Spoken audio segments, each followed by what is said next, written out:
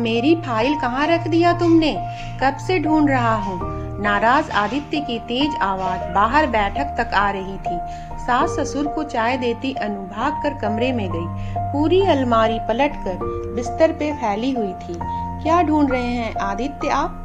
बेवकूफ औरत, कब से आवाज लगा रहा हूँ, अब आ रही हो। मेरी लाल वाली फाइल कहाँ रख दी तुमने? आपने मुझे कब दी? आश्चर्य से अनु बोली। और ये क्या हालत बना दी कमरे की आपने? मुझसे बहस मत करो, फाइल नहीं मिली तो ये सब बाहर फेंक दूंगा। 1 मिनट रुकिए, मैं ढूंढती हूँ।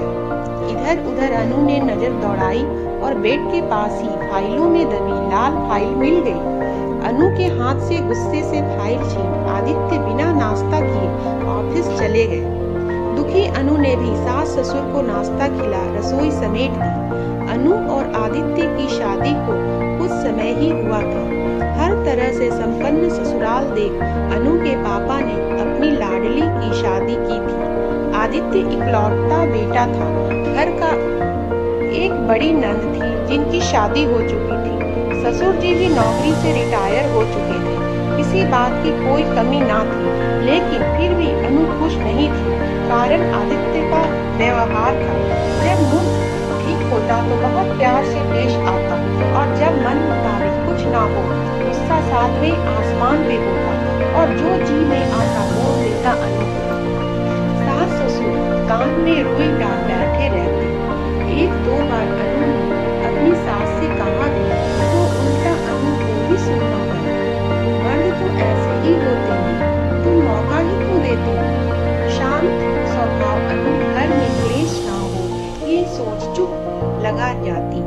बिस्तर पे लेटी सुबह की घटना के बारे में सोच ही रही थी कि फोन की घंटी बजी। बेमन से देखा तो सीमा का नंबर फ्लैश हो रहा था। आज अपनी प्यारी सहेली का नंबर देखकर भी अनु के चेहरे पे कोई खुशी नहीं आई, ना ही फोन उठाने की इच्छा हुई। थोड़ी देर बाद वापस रीना का कॉल आया तो अनु ने ये सोचकर कि कोई जरूरी काम तो नहीं, फोन उठा लिया। दूसरी तरफ हमेशा की तरह चहकती सीमा थी। कैसी है अनु? ठीक हूँ सीमा, तू बता कैसी है? चल तैयार हो जा, कल आ रही हूँ तेरे घर। एक रात रुकूंगी। कुछ ऑफिस का काम तेरे ही शहर में निकल गया है। चल कल मिलती हूँ। और सीमा ने फोन रख दिया। अनु को कुछ कहने या मना करने का मौका ही नहीं मिला। शाम को आदित्य घर आए तो गर्म समोसे और जलेबी लेकर आए। हाथों में समोसे जलेबी का पैकेट देख अनु समझ गई अभी मूड ठीक था आदित्य का। चाय नाश्ता के बाद अनु ने सीमा के आने की बात घर में सबको बताई। मूड अच्छा था तो आदित्य भी अनु की सहेली के आने की खबर सुन खुश हो गए। ये तो अच्छी बात है, आने दो और तुम भी तैयारी करो। आखिर पहली बार कोई आ रहा है तुम्हारे मायके से। आदित्य की बात सुन अनु को थोड़ी तसल्ली हुई और खुशी खुशी अपनी सहेली के आने का इंतजार करने लगी। अगले दिन सीमा आ गई। चुलबुली और बातूनी सीमा ने पल भर में ही अनु के सास ससुर से घुल मिल गई। जब आदित्य आए तो वो भी बहुत सलीके से मिले सीमा से। अनु भी खुश थी। रात को खाने की सारी तैयारी अनु ने कर ली। टेबल पे खाना लगा दिया और सबको सर्व करने लगी। इतने में सब्जी के डोंगे से थोड़ी सब्जी आदित्य के हाथों में गिर गई। तमीज नहीं है खाना सर्व करने की भी? हाथ जला दिया मेरा। आदित्य ने अनु को बोलते हुए तेज आवाज में कहा तो अनु बहुत शर्मिंदा हो गई। अनु तो आपकी सहेली तो कहीं से लगती ही नहीं सीमा जी। आप इतनी स्मार्ट और आधुनिक, और अनु को देखिए खाना तक ढंग से सर्व नहीं करना आता। जहाँ सीमा दंग रह गई आदित्य का व्यवहार देख, वहीं सहेली के आगे अपमानित हो अनु की आंखें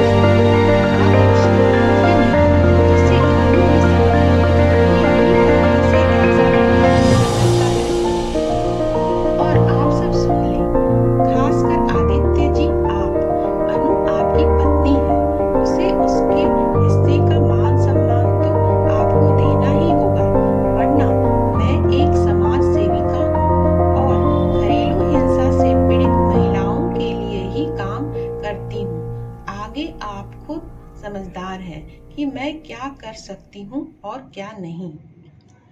और अनु, तुम पढ़ी लिखी आधुनिक लड़की हो। इस तरह हर वक्त ससुराल वालों और पति के तानों को सुनकर कब तक रहोगी? आधुनिक सिर्फ कपड़ों और रहन सहन से नहीं, आधुनिक विचारों से भी होना चाहिए। आदित्य जी, अनु आपकी पत्नी है और एक पत्नी का हक होता है पत्नी का मान सम्मान पाना। पत्नी कोई पंचिंग बैग नहीं कि जब चाहा अपना गुस्सा और अपना तनाव उस पर निकाल दिया जाए। सीमा की बात सुन आदित्य बेहद शर्मिंदा हो उठा। अपनी गलती उसे साफ साफ दिख रही थी। सीमा तो वापस अपने शहर चली गई, लेकिन जाते जाते आदित्य को सच्चाई का आईना दिखा गई। साथ ही अपनी सहेली के जीवन को